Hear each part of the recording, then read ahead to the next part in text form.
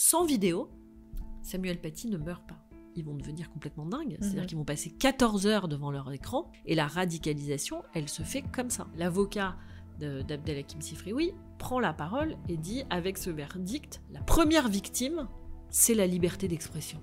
Et alors là, vous dites, mais non, stop! La liberté d'expression, c'est le cours de Samuel Paty, vous n'allez pas lui voler ça aussi, en fait. Émilie Frèche, bonjour. Bonjour. Merci beaucoup d'avoir accepté de venir dans ce podcast. Je vais te présenter. Je vais te présenter, mais ensuite tu vas te présenter toi-même.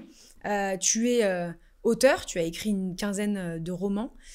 Tu es réalisatrice de documentaires et de fiction. De fiction. De fiction ? Ouais. Auteur même de pièces de théâtre. Ouais. Tu as fait énormément de choses et maintenant dessinatrice judiciaire. Nouvelle casquette. Voilà, tout à fait. J'ai fait un podcast récemment avec Marion Dubreuil qui a... Ouais, j'ai suivi ses dessins, magnifiques. Voilà, qui est donc dessinatrice judiciaire, journaliste, qui a couvert l'intégralité du procès Mazan. Et mes abonnés, l'audience, a vraiment apprécié ce contenu. Et donc, je me suis dit, déjà, qu'il était extrêmement important pour les 10 ans de l'anniversaire des attentats de Charlie de parler de la liberté d'expression et de ce sujet-là. Et évidemment, puisque tu as couvert en tant que dessinatrice judiciaire le procès contre Samuel Paty, je voulais absolument en parler. Tu es la spécialiste du sujet, alors bienvenue. C'est gentil, merci beaucoup. Tout à fait. Alors, je vais te raconter comment je suis venue au dessin. C'est, en fait, oui. J'ai couvert... ce procès pour Le Point, et j'ai publié des articles dans Le Point, et vraiment je l'ai fait, ils m'ont demandé ça, ils m'ont demandé de porter sur ce procès un regard d'écrivain, donc c'est ce que j'ai fait pour Le Point.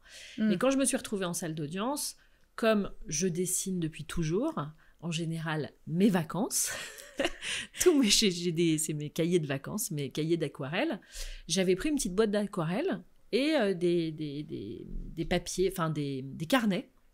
Et donc, j'ai commencé à griffonner les personnages, les intervenants du procès, les dessiner et puis rendre compte d'un point de vue manuscrit de leur compte-rendu, en fait, de leur audition. Et puis, au fur et à mesure, j'ai commencé à les poster sur les réseaux sociaux et je me suis rendu compte que les gens adoraient ça, en fait. Enfin, adoraient, en tout cas, avaient le sentiment vraiment de pouvoir, à travers mes dessins et mes comptes-rendus, de pouvoir rentrer dans cette salle d'audience. Et donc, c'était un peu un rendez-vous quotidien que je me suis astreint à côté de mes articles. Mais j'ai pas du tout été engagée comme dessinatrice, en fait. J'ai fait ce que je fais naturellement depuis toujours, c'est-à-dire écrire et dessiner. Pour rappel, d'ailleurs, c'est toi qui vas rappeler absolument les faits parce que, en fait, c'est marrant, mais donc, ça fait 2 semaines que ce procès est terminé. Et j'ai le sentiment que... et d'ailleurs, c'est un sentiment que tu partages parce que tu l'as dit dans plein de médias. J'ai le sentiment, en tout cas, qu'on ne se rappelle plus vraiment des faits, de ce qui s'est passé et de pourquoi il y a ce procès et de qui sont les accusés. Et toi, d'ailleurs, dans une interview, t'as dit une chose. Tu dis « Plus personne ne sait la raison pour laquelle Samuel Paty a été assassiné. » Tu dis que les gens pensent que c'est un laïcard insistant qui a montré des caricatures à sa classe. Et même... j'ai été jusqu'à m'interroger sur le fait que je ne savais même plus moi-même quelles étaient les caricatures qu'il avait montrées en classe. Et donc, c'est la raison pour laquelle je t'invite. Et j'aimerais rappeler aux gens qui nous écoutent, ça va être peut-être un peu long, j'en sais rien, mais les faits et de qu'est-ce qui s'est passé dans ce mois d'octobre 2020. Exactement. En fait, c'est extrêmement complexe. C'est une histoire complexe parce qu'il y a beaucoup de protagonistes et c'est une histoire qui, pour être racontée, réclame de la nuance, de la complexité et de l'intelligence. Et pas du tout la réduction qu'on en a faite effectivement, il a montré le Mahomet nu et donc il a voulu provoquer et il était Charlie à fond. Ce n'est pas du tout ce qui s'est passé, c'est pas du tout comme ça que les choses... c'est pas du tout comme ça qu'elles se sont passées. En réalité, Samuel Paty, donc, est prof d'histoire-géographie. Il a des classes de 4e. En 4e, on apprend la liberté d'expression dans le cadre d'un cours d'éducation morale et civique. Donc, ce cours, il va le délivrer à ses 2 classes de 4e. Et il y a ce qu'on appelle un site qui s'appelle Eduscol, qui est une sorte de base de données de conseils, qui est donnée par l'Éducation nationale aux enseignants. Et dans ce site Eduscol, il était écrit que pour enseigner la liberté d'expression, le professeur s'inspirera de l'actualité judiciaire. Or, en octobre 2020, l'actualité judiciaire, c'est le procès des attentats contre Charlie Hebdo qui ont lieu à la Cour d'assises spéciale de Paris. Et donc, pour montrer comment la liberté d'expression est toujours menacée, évidemment partout dans le monde, mais aussi en France, je veux dire, on s'est battu pour cette liberté d'expression, c'est un des piliers des Lumières, de la Révolution, elle est consacrée en 1791, et il y a toujours des gens pour la remettre en question, et dans notre époque, les islamistes sont ceux qui tuent parce que des gens exercent cette liberté d'expression. Et l'exemple le plus récent, c'était les attentats contre Charlie. Et donc, parce que le but de ce cours, aussi, c'est d'enseigner aux élèves l'esprit critique et la tolérance, sans laquelle on ne peut pas vivre dans une société démocratique. Je veux dire, on peut être offensé, et c'est pas très grave. Quand on est offensé dans une société démocratique, on détourne le regard ou on use de la seule voie possible dans une démocratie, c'est-à-dire la voie du droit. Et donc, il va montrer à ses élèves, il va choisir 3 caricatures et il va les faire dialoguer entre elles. Et les 3 caricatures qu'il choisit, ce sont ces 3 caricatures qu'il choisit non pas pour leur degré de provocation, mais pour le contexte de violence qu'elles ont déclenché. Et ça, c'est très important. En disant, voyez, vous regardez ces dessins, notamment le dessin de Coco, qui est celui qui a posé problème de Mahomet nu à 4 pattes avec une étoile dans l'anus. En fait, c'est une caricature que Coco a dessinée en 2012, suite à un film qui était sorti à Los Angeles, qui s'appelait Innocence of Muslim, qui était un très mauvais film, et qui avait déclenché un scandale pas possible dans tout le Moyen-Orient. Et Christopher Evans, qui était l'ambassadeur en poste à Benghazi, l'ambassadeur américain, a trouvé la mort. Et donc, il dit, voyez, ce dessin-là, ça a déclenché des émeutes au Moyen-Orient et des morts. Vous voyez, tout est pardonné. La couverture de Charlie de Luce au lendemain des attentats. Elle est vraiment là. Je l'ai mis derrière un chandelier. C'est dingue. Une menorah juive, mais c'était... Enfin voilà, elle est là. Elle est là. Elle est avec nous. Aujourd'hui, en plus, on est le 7 janvier. Donc on est 10 ans après, c'est quand même fou. Ouais. Et d'ailleurs, l'assassinat de Samuel Paty, ce n'est qu'une des poupées russes de la grande poupée russe qui commence en 2005 avec la publication des 12 caricatures par le Jyllands-Posten, le journal danois. Donc pour revenir à Samuel Paty, il fait dialoguer ces caricatures. La caricature de Coco, il ne la choisit donc pas parce que c'est hyper provocateur, un Mahomet nu. Non, il l'a choisi parce que à cause de ce dessin, il y a des gens qui sont morts en fait. Et il soumet à ses élèves un tableau avec 2 colonnes, être Charlie ou ne pas être Charlie. Et il met entre parenthèses sous être Charlie, faire vivre la liberté d'expression, ne pas être Charlie, ne pas prendre le risque de mourir en fait.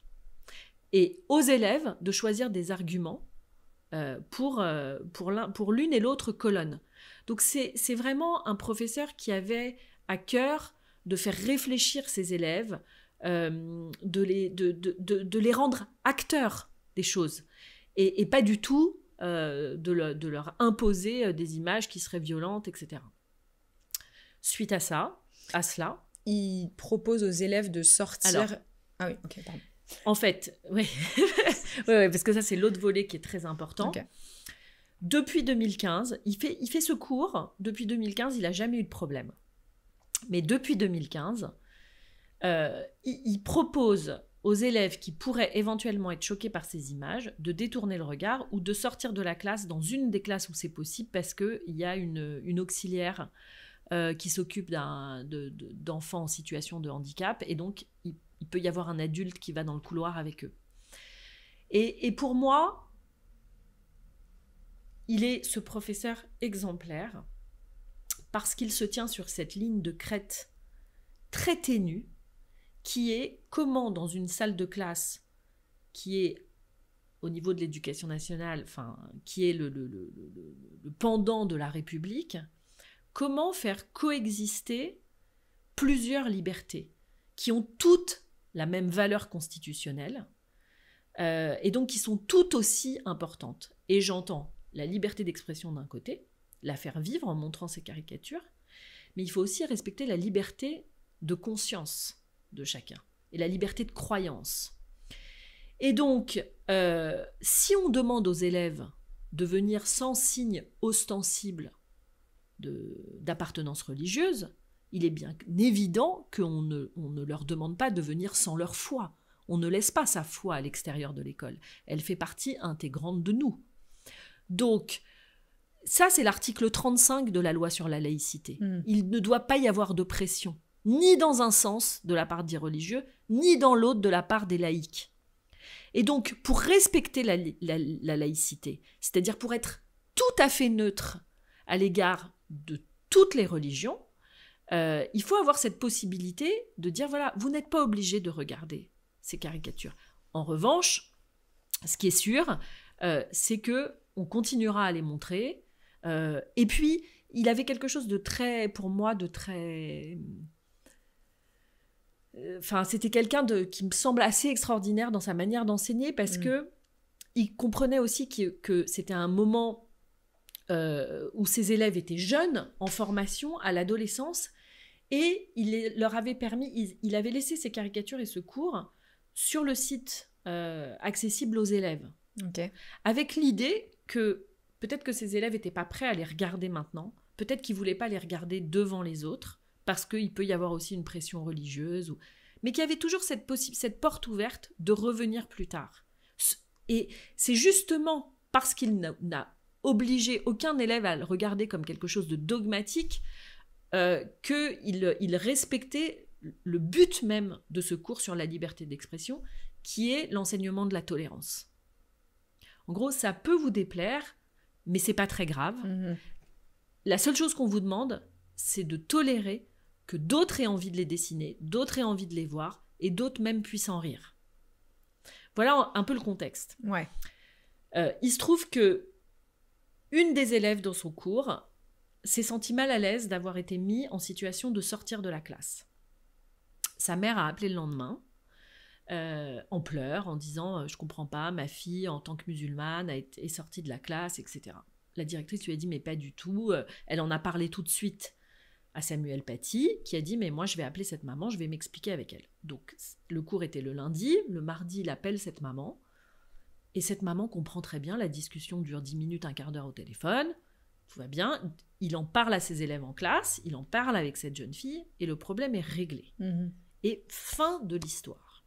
Sauf que, le mercredi, dans son autre classe, il y avait une élève qui perturbait les classes depuis le début de l'année, qui était tout le temps absente, et la directrice avait prévu de l'exclure pendant 2 jours. Donc elle envoie cette notification. Ça n'a rien à voir avec Samuel Paty.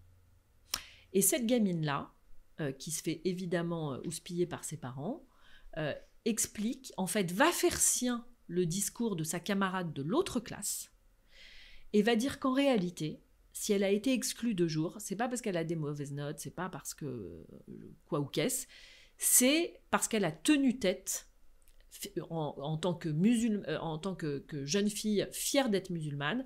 Elle a tenu tête à son professeur parce qu'elle voulait pas regarder ses caricatures et il l'a mis dehors.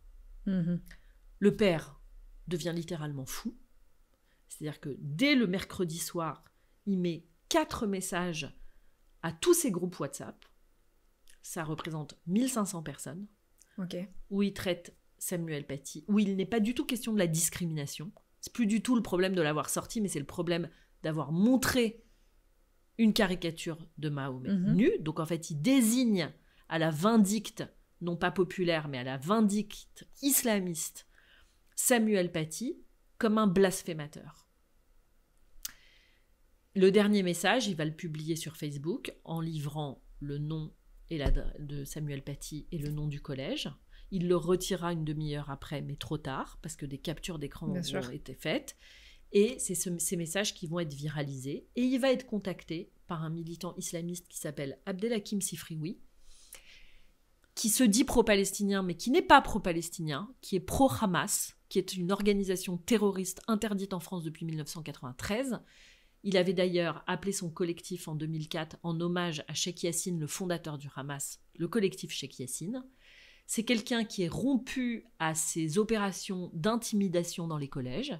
Il a l'habitude d'aller dans les collèges, soi-disant pour lutter contre des discriminations à l'égard des musulmans, en réalité pour faire reculer, nous faire reculer sur nos valeurs et nos principes, notamment de la laïcité. Et donc il contacte ce parent d'élève et il lui écrit, donc il se parle au téléphone. Le parent d'élève lui dit je vais aller au collège voir ce qui se passe demain matin, et il lui écrit dans le texte: n'y va pas seul, tu vas te faire marcher dessus. Il fait 2 heures de route le lendemain, il se donne rendez-vous devant le collège. Avant même d'avoir vu la principale, ils font le début de ce qui va être leur vidéo. Ça commence comme ça: voici, nous sommes au collège du Bois d'Aune où l'abject a encore eu lieu. C'est-à-dire qu'en fait, ils n'ont même pas encore pris rendez-vous, ils n'ont même pas encore parlé à la principale que, de toute façon, l'affaire est pliée. Le collège est islamophobe, exactement comme la France et comme Macron, avec son discours sur le séparatisme qu'il a fait le 2 octobre au Mureau, et que Abdelhakim Sifrioui, le militant islamiste, reprendra dans sa vidéo. Et donc, il se pointe au collège et il réclame d'être reçu par la principale. Ils expliquent que s'ils avaient été juifs, les choses auraient été bien différentes et ils auraient été reçus. Ils sont très agressifs avec l'agent d'accueil qui prend peur, qui se verrouille dans sa loge. Et à force d'insister en disant on ne bougera pas, la principale finit par les recevoir. L'entretien va durer 1 quart d'heure. Cette principale les reçoit avec la CPE. Ces 2 femmes sont terrifiées par l'agressivité, la violence de ce militant. Ce militant islamiste, elles ont dit à la barre qu'il avait complètement le dessus sur le parent d'élève. Donc elles essayent de leur expliquer que l'exclusion de leur fille n'a rien à voir avec le cours de M. Paty. Elles ne savent pas à ce moment-là, elles le sauront que le surlendemain, que cette gamine n'était même pas présente à ce cours. Donc c'est un mensonge pur et simple. Elle n'a pas pu être discriminée ou quoi que ce soit, puisque de toute façon, elle n'était pas à ce cours. Elle essaye de leur expliquer avec l'écran, son écran d'ordinateur à l'appui, que cette exclusion, c'est parce qu'elle a des mauvaises notes, elle n'est jamais là, etc. Ils ne veulent rien entendre, et le militant islamiste revient toujours à la question des caricatures. Quand elle voit que les choses sont... le dialogue est impossible, elle met un terme à ce rendez-vous. Elle va tout de suite informer, parce qu'elle est quand même très inquiète, l'académie, le rectorat de Versailles. Elle remplit une fiche qui s'appelle « Fait établissement », quand il y a une atteinte à la laïcité. Et là, c'est un problème. Parce que c'est quoi exactement cette fiche ? C'est une fiche « Fait établissement ». Il y a 3 niveaux de gravité. Elle met tout de suite niveau 3. Et le problème pour moi, c'est qu'elle désigne Samuel Paty comme l'auteur des faits et les élèves comme les victimes. Donc en fait, elle traduit en langage administratif l'accusation des islamistes. Alors qu'en réalité, il n'y a pas d'atteinte à la laïcité. C'était même juste à Samuel Paty de porter plainte pour dénoncer. Enfin, je sais pas quel est le terme juridique, mais en tout cas, il était fautif de rien. Mais pourquoi, en fait, est-ce que c'est un problème de cette fiche administrative qui est faite d'une certaine manière que, en fait, on a traduit effectivement l'accusation islamiste.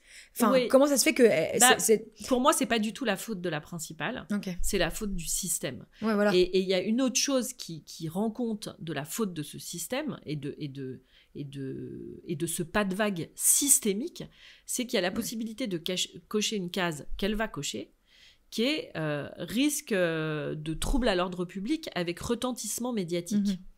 Et pourquoi elle coche cette case ? Parce que Sifrioui a menacé de faire venir la presse et d'organiser une manifestation 2 jours plus tard, le vendredi, avec des musulmans devant le collège. Et si cette case, il y a la possibilité de la cocher, ça veut dire que l'éducation nationale est rompue à ce genre d'action et de coups de poing et d'intimidation. En fait, ouais. Or, le vrai problème, c'est pas le risque de trouble à l'ordre public. Le vrai problème, c'est ce qui va se déployer dans les 2 jours qui suivent. C'est qu'un professeur soit remis en cause, traité de voyou, lynché sur les réseaux sociaux. Enfin, je veux dire, c'est ça. C'est ça qui est grave. C'est une forme de chantage, quoi. C'est plus qu'une mise en garde. C'est vraiment... c'est une fatwa. Ouais. Oui, bien sûr. C'est une fatwa. Donc, ça, on est le 7. Le lendemain, le 8 octobre, la vidéo du père est balancée sur les réseaux sociaux. Les messages du père vont être republiés, partagés sur le compte Facebook de la mosquée de Pantin qui a 80 000 abonnés. Donc, le collège va vivre sous une panique absolue parce que ils vont recevoir des messages anonymes, de haine, etc. Le week-end, des professeurs vont se désolidariser. 2 professeurs vont se désolidariser. Comment ils se désolidarisent ? En fait, le vendredi soir, la principale écrit à l'équipe pédagogique et dit que Samuel Paty a une semaine vraiment éprouvante et qu'il faut le soutenir. Et que, voilà, il n'a pas commis de faute. Ceci dit, le référent laïcité qui vient sur place pour fournir des éléments de langage, pas pour protéger Samuel Paty, pour fournir des éléments de langage pour qu'il n'y ait pas de scandale et pour qu'il n'y ait pas de manifestation. Oui, c'est ça leur angoisse. Le référent laïcité, il a un rôle un peu de com de crise quelque part. Exactement. Dans ça. Mais le référent laïcité, c'est qui ? C'est un mec de l'éducation nationale. Exactement. Mais de quel... C'est un fonctionnaire, c'est un inspecteur qui est à l'éducation nationale. Il y a des référents laïcité depuis plusieurs années. Okay. Voilà, c'est quelque chose où à chaque fois qu'il y a donc ça veut bien dire qu'il y a un problème. Oui. Il y a un problème avec ce sujet qui vient sur place, qui évalue le risque, les problèmes, etc. Et lui, oui, ce serait limite intéressant de savoir depuis quand ça existe ces référents laïcité, quoi. Alors j'ai pas la date exacte, mais oui, mais c'est je sûr crois que c'est 2015, enfin, c'est récent, entre quoi. 2015 et 2020. Oui. Ouais. Mais pour moi, c'est le grand absent de ce procès. J'aurais bien aimé l'entendre parce que lui.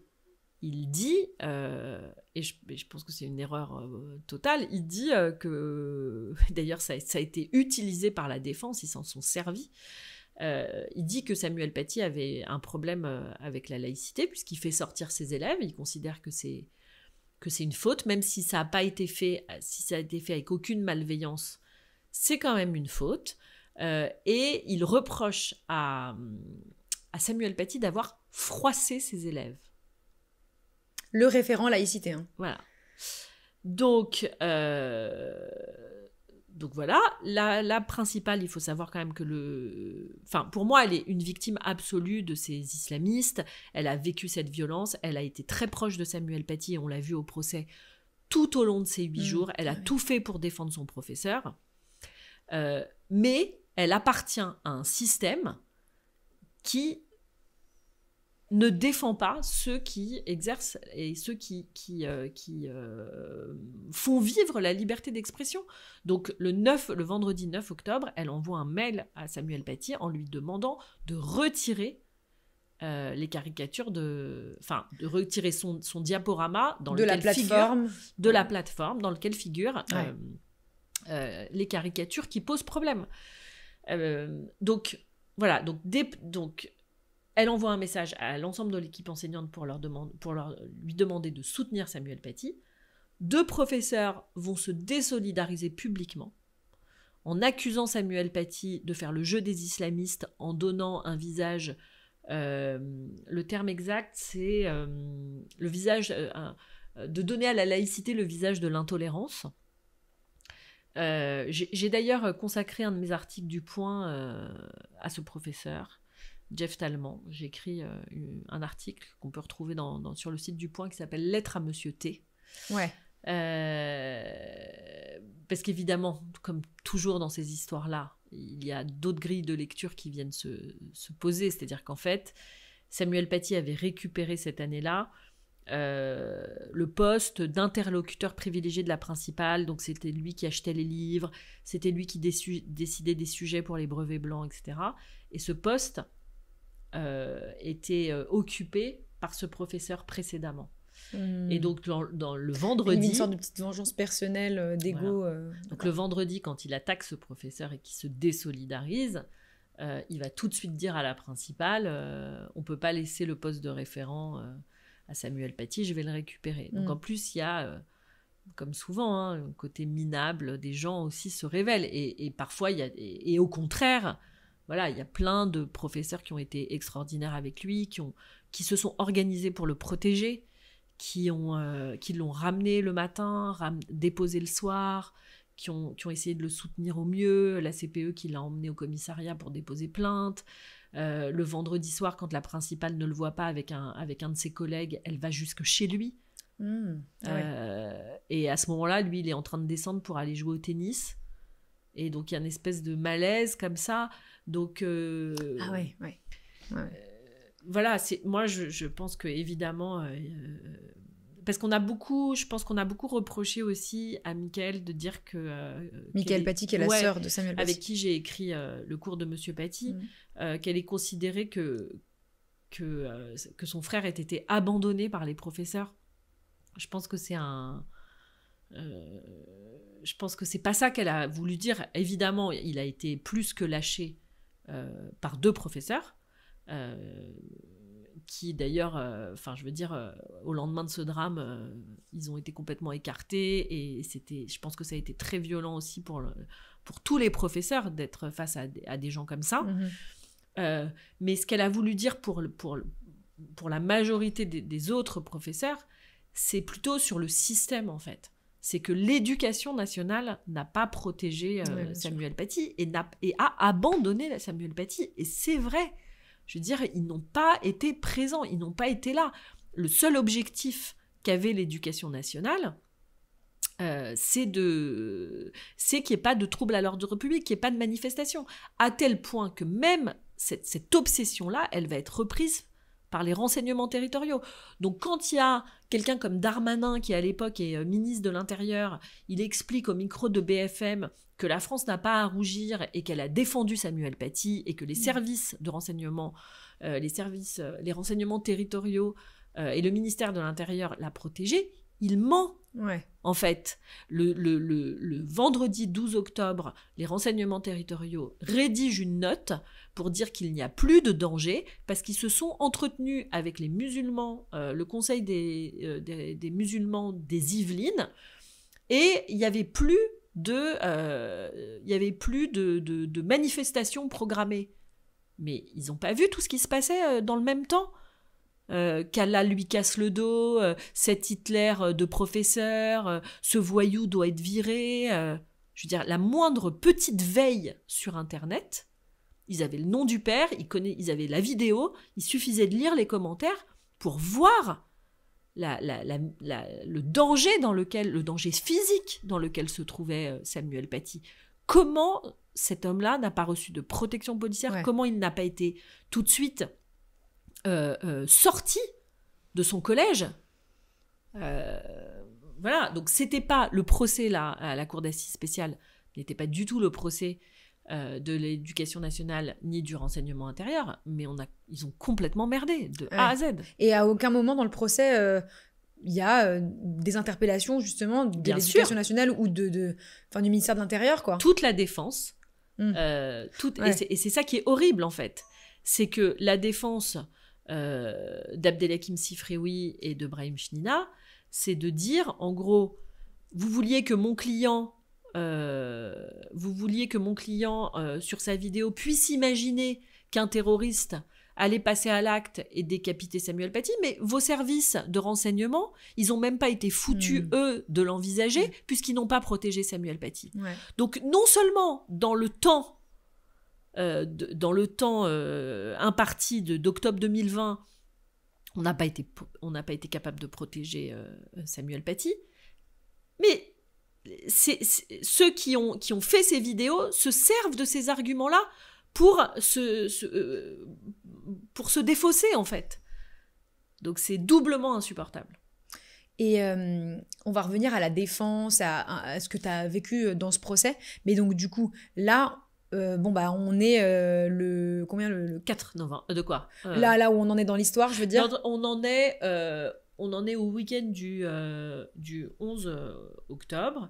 Et en fait, au matin du 11 octobre, le dimanche, il y a une deuxième vidéo qui est faite par Abdelhakim Sifrioui, qui est une vidéo très, très violente et qui va être vue beaucoup plus que celle du père. Elle aura 13 000 vues, le père 4 000 ou 4 500. Et cette vidéo, elle est très violente parce qu'elle est très politique en réalité et elle nourrit la peur et le désir de vengeance. Elle appelle au sentiment de vengeance chez les musulmans. En gros, elle dit Samuel Paty est le bras armé, entre guillemets, d'Emmanuel Macron. Emmanuel Macron, au Muro, il a fait son discours sur le séparatisme. C'est un discours très important parce que c'est la première fois qu'on distingue de manière très claire l'islam de l'islamisme, les musulmans des islamistes. Donc c'est très très important en fait, c'est de dire voilà, les musulmans ont évidemment toute leur place dans la République et dans la démocratie. Les musulmans sont au Moyen-Orient partout les premières victimes de l'islamisme, mais il y a cet islamisme et il faut le combattre pour ce qu'il est, c'est-à-dire un totalitarisme. Sifrioui va dire Macron considère, et il l'a répété à l'audience, Macron considère les musulmans comme la 5e colonne, il est islamophobe, il est raciste, etc. Et il a des petits lieutenants. Et un de ces lieutenants, c'est Samuel Paty, qui, dans nos écoles, vont enseigner à nos enfants à haïr les musulmans. Regardez, il monte une image du prophète dégradé, et en plus, il les fait sortir de la classe, c'est une honte. Il ne faut pas tolérer ça, et il ne faut surtout pas le tolérer, parce que si on le tolère, peut-être qu'un jour, on arrivera à Srebrenica. Srebrenica, c'est un nettoyage ethnique qui a causé la mort à 8000 musulmans. Donc quand vous êtes un musulman et que vous êtes chez vous et que vous voyez cette vidéo, vous dites je vis dans un pays où peut-être il va y avoir une épuration ethnique. Un pogrom, ouais. Et peut-être mes enfants, ils vont être en fait, ils vont être massacrés juste pour ce qu'ils sont. Donc ça appelle chez vous un sentiment de haine, de vengeance, de riposte, et qui peut aller jusqu'à, je veux dire, sans vidéo, Samuel Paty ne meurt pas. Ouais. C'est par la prise de connaissance de cette polémique, de cette vidéo, en fait, que Anzorov va passer à l'acte. Donc Anzorov qui est donc l'assassin. Et ils sont renvoyés pour association de malfaiteurs. Or, les juristes avaient dit c'est très compliqué parce que ils ne se sont pas associés avec Anzorov, ils ne le connaissaient pas. Ils se sont associés entre eux et ce ne sont pas des terroristes. Mais la motivation de la Cour est très intéressante parce qu'elle dit, en réalité, elle prend compte de ce que c'est qu'une fatwa. La fatwa, c'est l'association avec tous les terroristes potentiels et dans un temps sans limite. C'est le cas de Salman Rushdie. Je veux dire, l'ayatollah Khomeini a pris cette fatwa. Ouais. Elle a été exécutée aux États-Unis 30 ans plus tard ou 40 ans plus tard par un gamin de 24 ans. Qui n'était pas né au moment de la fatwa, voilà. Quoi. Mais il y a une association, au contexte, il y a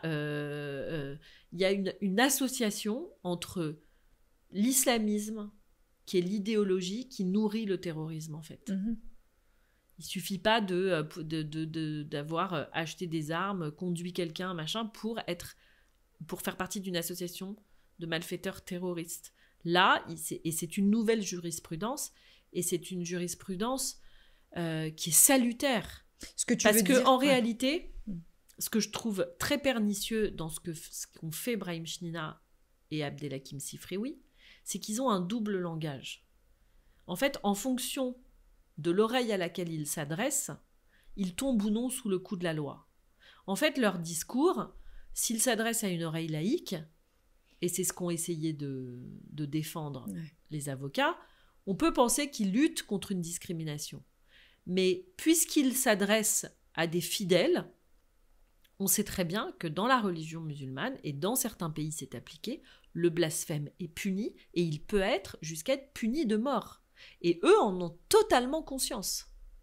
Et donc, tout l'enjeu, c'était de savoir si la cour allait prendre en compte cela. À quelle oreille murmurait Abdelhakim Sifrioui et Brahim Chnina ?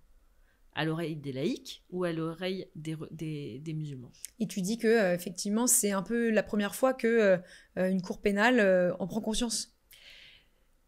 Parce que l'ampleur du procès, évidemment. Du pouvoir des mots et du lien, en fait. Du fait que c'est pas parce qu'il n'y avait pas de lien physique entre Anzorov et Sifrioui et Chnina qu'ils n'ont pas participé à une association de malfaiteurs terroristes. Même si, en réalité, l'idéologie et l'islamisme et la dénonciation de Samuel Paty comme blasphémateur a été ce qui a nourri le passage à l'acte d'Anzorov.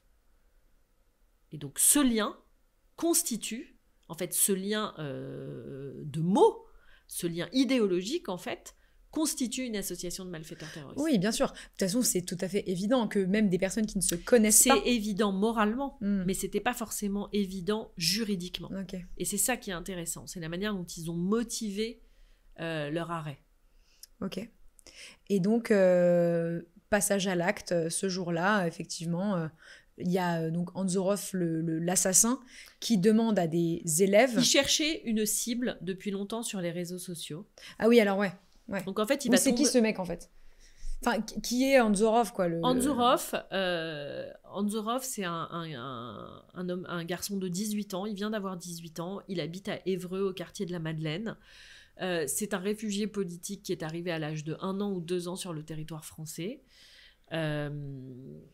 Ses parents sont des intégristes religieux. Ce qui est très intéressant dans le cadre de la Tchétchénie, c'est qu'on voit que... au départ, c'est un patriotisme par rapport à la Russie, c'est un nationalisme. Il faut revenir à 1945, je suis désolée, je fais un petit peu... mais en gros, le destin des Tchétchènes était, comme beaucoup de républiques, de petites républiques, était complètement lié à l'histoire de la Russie. Et Staline, en 1945, parce qu'ils étaient de religion musulmane, les a accusés d'avoir pactisé avec Hitler, et donc a organisé leur déportation et un épurage ethnique qui a conduit à l'assassinat de 450 000 Tchétchènes. Et donc est né de là un ressentiment une appartenance, un sentiment d'appartenance nationale très fort, qui 40 ans plus tard a conduit à 2 guerres tchétchènes très très violentes, et alors à l'indépendance de la Tchétchénie. Mais pour se battre contre les Russes, les Tchétchènes se sont appuyés sur les ennemis des Russes, qui étaient les Moudjahidines en Afghanistan. Et en échange, les Moudjahidines ont implanté un islamisme, alors que c'était un islamisme, un soufisme, donc très, très paisible, des quiétistes, etc. Ils ont implanté en Tchétchénie le wahhabisme et le djihadisme surtout. Et le djihadisme. Et donc en fait, c'est pour être tchétchènes qui sont devenus djihadistes en fait. Et donc le père d'Anzorov avait accueilli chez lui des hauts dignitaires d'Al-Qaïda au début des années 2000 pendant plusieurs mois. Ce que je crois, ne pas me tromper, la France savait, et l'OFPRA leur a délivré un statut de réfugié au moment des guerres qui ont été abominables, donc fin des années 90, début des années 2000, et il a débarqué à Évreux où il y avait une communauté tchétchène importante. Il grandit avec un père qui est très violent, très viriliste, parce que c'est les valeurs des Tchétchènes. Pour être un bon Tchétchène, il faut être musclé, il faut faire des arts martiaux, il faut être dans une culture très patriarcale, il faut être très musulman parce que c'est une manière de se démarquer des Russes. On le voit avec l'imaginaire et la propagande du dictateur Kadyrov actuel, quoi. Ouais. Et donc, voilà, il grandit comme ça. Bon, il est inscrit au lycée Pablo Neruda. il a un moment où ça pourrait bien basculer, mais bon. Et puis, il va se radicaliser en quelques mois pour faire plaisir à son père, en fait. Mais il va aller plus loin que le père. En fait, il est tiraillé entre cette radicalité paternelle et cette assimilation française qu'on lui propose à l'école de la République. Et ce cul entre deux chaises, si je puis me permettre l'expression, va faire un cocktail un peu explosif. Et il va se radicaliser, il va couper tous les liens avec ses amis qu'il a sur place, notamment un de ses plus vieux amis, Azim Epsirkanov, qui a été condamné à 16 ans de réclusion aussi au titre de complicité d'assassinat terroriste. Sur le procès Sur le procès Paty. D'accord. Pour avoir fourni des armes. Enfin, en tout cas, aidé à fournir des armes. Et donc, il va se radicaliser. Il va pas le cacher. C'est-à-dire qu'il va être de plus en plus observant sur la religion, etc. Il va aussi beaucoup... Parce qu'en fait, c'est ce que nous ont expliqué, et c'est très intéressant, les enquêteurs de la SDAT, de la sous-direction à l'antiterrorisme, c'est qu'il n'y a pas de loup solitaire. C'est pas parce que Anzorov n'était pas rattaché à une organisation terroriste qu'il a agi seul. Il a agi nourri de tout un contenu djihadiste. C'est ce qu'on appelle la djihadosphère. Et ça, c'était un des volets du procès qui était très intéressant. C'était de découvrir... je dis des gamins, parce que oui, des gamins de 18-20 ans, sur les réseaux, qui vont être alimentés par du contenu, par de la propagande djihadiste, qui vient, pour le coup, des organisations terroristes, qui sont, d'un point de vue, sur le plan de la communication, très, très, très bons, très forts, avec des organes, comme des organes de presse, en fait, traduits dans plusieurs langues, en russe, en arabe, en français, en anglais. Donc en fait, des gens qui sont nés ici, qui ne parlent que le français, vont pouvoir avoir accès directement à un contenu djihadiste. Et comme le principe des réseaux sociaux, en fait, ils vont devenir complètement dingues. C'est-à-dire qu'ils vont passer 14 heures devant leur écran, et la radicalisation, elle se fait comme ça. Et donc, il va se radicaliser, et puis il va commencer à chercher une cible. En avril 2020, il avait repéré une CPE pour des problèmes de voile, etc. Il avait noté son nom. Finalement, il est passé à autre chose. Quelques jours avant, il avait ciblé quelqu'un qui chantait des paroles de Jules. De Jules en se moquant du prophète. Et puis, il tombe sur cette polémique, sur cette vidéo de Brahim Chnina, donc du parent d'élève. Et le 12 octobre, son plan est scellé. Il y a une note qui est retrouvée dans son portable où il a noté l'adresse exacte du collège du Bois d'Aune, le nom de Samuel Paty. Et donc, il va se mettre en tête de trouver des armes. Donc, en fait, il va prendre un couteau qui était le couteau qui a servi à... Il a mis 17 coups de couteau en 2 minutes à Samuel Paty, qui est un couteau qu'il a trouvé dans la cuisine de sa mère, qui fait 35 cm. Il achète par ailleurs à Rouen, dans une coutellerie, la coutellerie Flagey, un petit couteau. Il est avec 2 de ses amis, avec Naïm Boudaoud et Azim Epsirkanov. Il dit qu'il achète un couteau pour son grand-père, pour l'anniversaire de son grand-père qui est collectionneur. Voilà, toujours est-il qu'il achète ça là. Et le lendemain, il va acheter 2 pistolets airsoft et demander à Naïm Boudaoud, avec lequel il n'est pas très copain, avec qui il a fait quelques séances de sport au Basic Fit d'Évreux, de le conduire au collège du Bois d'Aune. Les deux, là, ils ont 18 ans, ils ont son âge, c'est des jeunes, quoi, je veux dire. Ah, ils ont 18 ans à l'époque, 18 et 19 ans. Le cas de Naïm Boudaoud, moi, c'est peut-être c'est celui des accusés qui m'a le plus touchée, et peut-être avec Gamaïev aussi qui comparaissait libre, mais dans le box, en fait, il a été reconnu coupable de complicité d'assassinat terroriste. Il a pris 16 ans. Et pour le coup, je trouve que c'est énorme. Et en réalité, il a toujours défendu son innocence depuis le début. En fait, c'est un gamin qui était... Enfin, c'est un garçon qui était assez chétif, pas très bien dans sa peau, qui un jour se fait tabasser dans la rue et il est aidé par un Tchétchène qui est très grand, très costaud, qui s'appelle Azim Epsirkanov. Il rentre chez lui avec ce copain et sa mère est là. Elle pense au début que c'est lui qui l'a agressé, puis finalement elle se rend compte qu'il l'a aidé. Et donc elle se prend un peu d'amitié pour ce gamin qui est un réfugié tchétchène aussi. Et comme elle travaille à la préfecture, elle va un peu l'aider, tout ça. Et en fait, donc ils deviennent copains. Et Naïm Boudaoud va rencontrer Anzorov par Azim Epsirkanov, puisqu'ils sont tous les deux tchétchènes, et ils se sont rencontrés sur les bancs du collège en 6e, au collège Pablo Neruda. Et donc, Naïm Boudaoud veut s'étoffer un peu, prendre du muscle, etc. Et donc, il va rencontrer Anzorov à la salle de sport, au Basic Fit.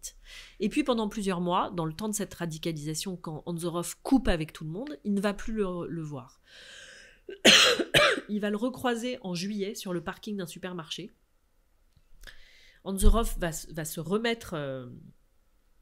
remettre sur Snapchat, va se réabonner à son compte. Et ils vont refaire quelques séances de sport ensemble. Et ils vont passer les 2 derniers jours avant le passage à l'acte ensemble, parce que malheureusement pour Naïm Boudaoud, il vient d'avoir son bac.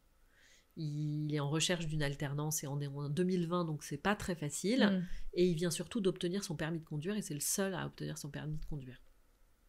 Et Anzorov lui demande de l'emmener à Évreux. Et il est tellement fier d'avoir sa voiture et il veut conduire, etc., qu'il le conduit. La cour, lui, il a toujours clamé son innocence. Il a toujours dit qu'il ne connaissait pas le projet terroriste d'Anzorov. La cour a considéré qu'il ne pouvait pas ignorer sa radicalisation,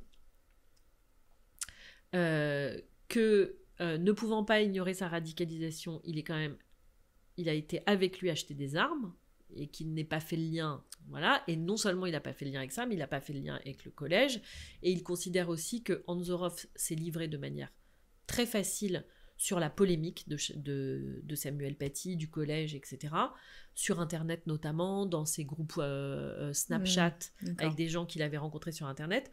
Donc il considère qu'il y a beaucoup de chances pour que Naïm Boudaoud ait été au courant de ça, et surtout comme il y avait 2 pistolets airsoft et 2 couteaux, il semblerait que la cour se soit dit que Anzorov prévoyait d'agir à 2 et que Naïm Boudaoud se serait... défaussé, quoi. Voilà. Moi, je ne le pense pas. Je pense que ce qui nous paraît, nous, évident comme un élément de radicalisation, je pense que quand on a 18 ans, on peut se dire, ah oui, il est radicalisé, il est extrémiste, mais qu'on ne fait pas forcément le lien. Et de là à s'imaginer qu'un professeur va être décapité, je veux dire, il y a une autoroute. Mais, et c'est ça qui est important, c'est que le droit dit que, la loi dit que pour être condamné, enfin reconnu coupable de complicité d'actes terroristes, il n'est pas nécessaire de connaître le projet final. Ok. Ah oui. Ouais. Ah ça, faut le savoir, ça. Et ça, faut le savoir. Et en réalité, on ne peut pas savoir que quelqu'un est radicalisé, aller avec lui acheter des couteaux, le déposer dans un endroit en sachant qu'il allait porter une atteinte physique à des gens, puisque Naïm Boudaoud a dit, je pensais que il avait une embrouille avec des Noirs, et je pensais que je le déposais, voilà, et se dire, ce n'est pas mon affaire. Oui, d'accord, ok. En réalité, c'est notre affaire. On est responsable de l'autre aussi. Et ça, c'est quelque chose qui est dit clairement au procès, et dont je pense que il n'en avait pas la conscience, en tout cas. Et lui, il est passé donc à la barre des accusés. Ouais. Tu l'as dessiné. Ouais. Si tu as des dessins... Est-ce que je l'ai dessiné ? J'ai dessiné l'audition de sa maman. J'ai fait un article aussi. Alors, il y a tellement de dessins. Tu vois, je t'ai parlé du couteau tout à l'heure. L'expert nous a montré le couteau. Il avait des gants verts comme ça. Ça, c'est les deux... c'est les schémas des médecins légistes avec tous les impacts des plaies, les érosions, les plaies, etc. Donc les plaies, c'est ce qui est en rouge, et tout ce qui est en bleu, c'est les érosions superficielles. Ouais. Ça, évidemment, c'est la section du cou. Là, c'est la bille airsoft qu'on a retrouvée. Donc, il est probable qu'il ait reçu une balle airsoft sous le menton pour... ah oui, donc coup de couteau et airsoft. Et les médecins légistes n'ont pas réussi à déterminer s'il avait été décapité vivant ou mort. Ça, c'est le professeur dont je vous parlais, à qui j'ai écrit une lettre à Monsieur T, qui s'est désolidarisé de Samuel Paty. Eh ben, je vais vous lire ce qu'il a dit. Ouais. Alors, il avait écrit, ce professeur: « Je ne soutiens pas mon collègue. Je refuse d'être, par mon silence, complice d'une telle situation. Notre collègue, en faisant sortir des élèves, rompt le lien de confiance entre les familles, avec les familles qui mettent leurs enfants dans l'école publique. J'ai considéré qu'il fallait que je prenne position et j'ai écrit que je me désolidarisais de mon collègue, car je considère qu'on ne fait pas sortir des élèves quelle que soit la raison. Et sur ce point, je n'ai pas changé d'avis. Je regrette d'avoir, en revanche, dit qu'il avait eu une attitude discriminante. J'ai écrit ça sans savoir ce que j'ai découvert ensuite de l'AESH, c'est-à-dire l'auxiliaire, qui était présente, et qui a dit qu'il avait eu une attitude parfaitement juste. Je me suis trompée. » Ok. J'ai des questions, tant qu'on y est. Bah ouais, non mais grave. En fait, si tu veux nous montrer des dessins un peu comme ça, instinctivement.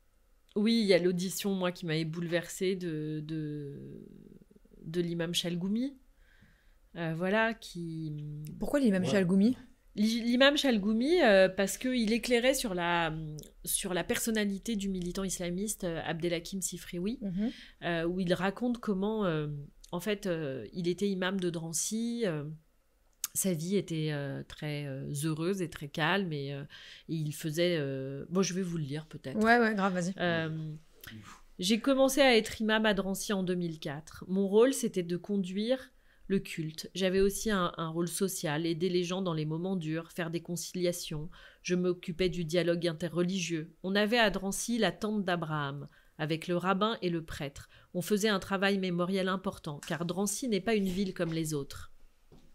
70 000 juifs ont été déportés de Drancy. Et tous les jours, sur le chemin entre ma maison et la mosquée, je passe devant le wagon de Drancy. J'avais donc un lien fort avec la communauté juive de Drancy. J'avais aussi un rôle de père de famille de 5 enfants. J'allais chercher mon fils à l'école, ma fille à la piscine. J'aimais aller au théâtre, au restaurant, au cinéma avec ma femme. Ça, c'était toute ma vie avant 2009-2010, Monsieur le Président. Et puis Abdelhakim Sifrioui est entré dans ma vie. Je m'étais positionnée contre le port du voile intégral. Il est venu devant ma mosquée avec son collectif, Cheikh Yassine, tous les vendredis pendant 6 mois, en me traitant d'imam des Juifs. Vous savez qui est Cheikh Yassine ?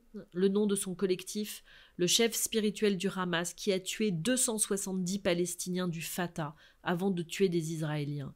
Il me traitait de vendu, de yéhoud, de sioniste, et dans la bouche d'un islamiste, c'est un appel au meurtre. Al Jazeera a utilisé ces vidéos contre moi. Ils ont réclamé ma tête, celle de ma femme. J'ai été obligée d'envoyer mes enfants à 10 heures d'avion. Cet homme dans le box a changé ma vie. Il y a 2 choses dans l'islamisme, la cause et le cri. Il s'occupe du cri. Il prépare le terrain. Il manipule et gangrène les cerveaux. Et je remercie la République. Si elle ne m'avait pas protégée, je ne serais pas devant vous. Donc c'est aussi le procès de Sefraoui, ouais. Mais même de manière plus globale, et d'où vient son idéologie, de comment il s'est radicalisé, etc. Ouais, parce que là, c'est très intéressant. Voilà, ça permet aussi de faire, ça permet de tracer une frontière très claire entre la cause palestinienne, qui est noble et qui doit être défendue et qui est défendue et notamment par beaucoup d'Israéliens, et la cause terroriste, en fait. Et le discours du Hamas, ce n'est pas la cause, enfin ça ne sert pas les Palestiniens. Et là, l'imam Chalgoumi le disait très bien, en fait, ce qui a été mis à jour aussi dans ce procès, c'est le dévoiement des mots. Et ça a duré tout au long du procès, en fait. La stratégie des islamistes, ce dont je me suis vraiment rendu compte, et c'est de vider les mots de leur sens. Et c'est vrai que c'est une souffrance que j'ai depuis le 7 octobre, et je me suis rendu compte à ce procès que c'était normal, puisque le 7 octobre, il s'est passé un massacre terroriste islamiste d'une ampleur sans précédent. Et en réalité, le travail qu'ils ont mis à l'œuvre, c'est un travail de vider les mots de leur sens. Et on l'a vécu à ce procès. On sort du verdict le dernier jour, le 20 décembre, à 22h de la salle d'audience. L'avocat d'Abdelhakim Sifrioui prend la parole et dit, avec ce verdict, la première victime, c'est la liberté d'expression. Et alors là, vous dites, mais non, stop! La liberté d'expression, c'est le cours de Samuel Paty. Vous n'allez pas lui voler ça aussi, en fait. Non. Bien sûr. La liberté d'expression, c'est pas la liberté d'appeler au meurtre. Toutes les libertés, il n'y a pas de liberté absolue.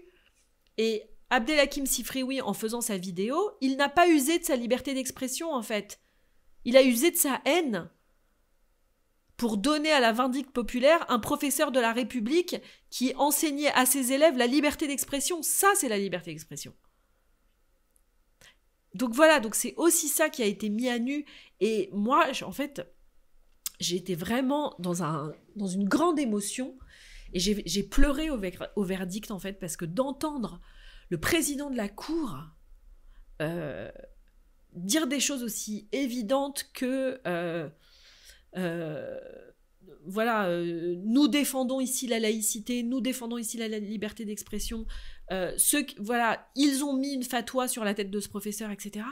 C'était comme si dans ce décorum si symbolique, on remettait le monde à l'endroit, en fait.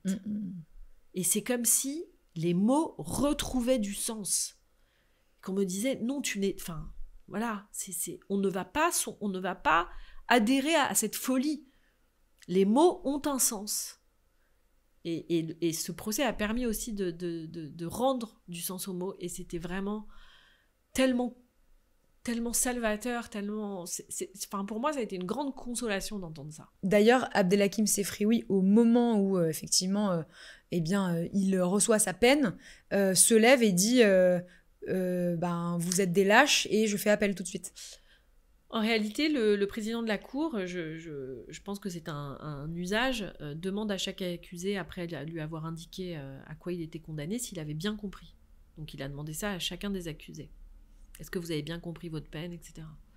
Et donc arrive le tour de Sifrioui, il lui dit « Monsieur Sifrioui, avez-vous bien compris votre peine ?» Et il répond « Oui, j'ai compris que vous avez pris une décision politique sans courage. » Donc là, le président s'énerve, dit « C'est pas le moment de faire des commentaires. » Il continue « Je ferai appel !» Et son micro lui a été coupé. Et là, toi, tu ressens quoi quand t'es... Enfin, est-ce que tu as été témoin de cette...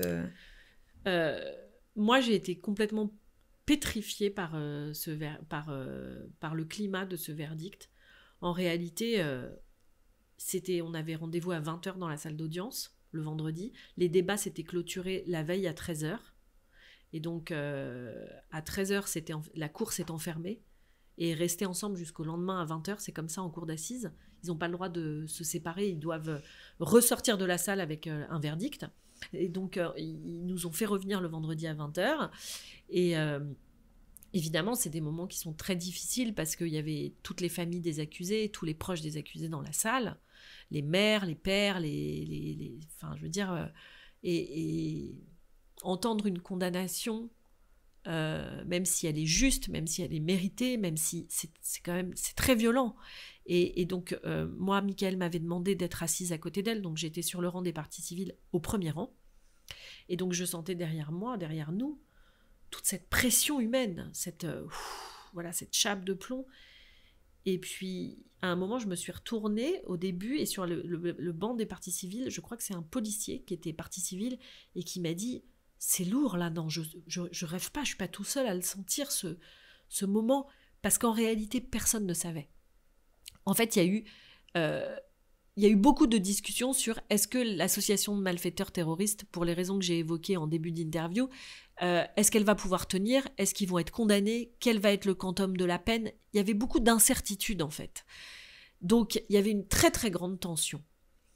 Et quand les culpabilités ont été données et quand le quantum des peines a été donné, je l'ai écrit dans mon dernier article, jamais je n'oublierai ce que j'ai assimilé à la douleur de la mère de Naïm Boudaoud, qui m'a complètement bouleversée, comme un espèce d'effondrement intérieur de 16 ans, quoi.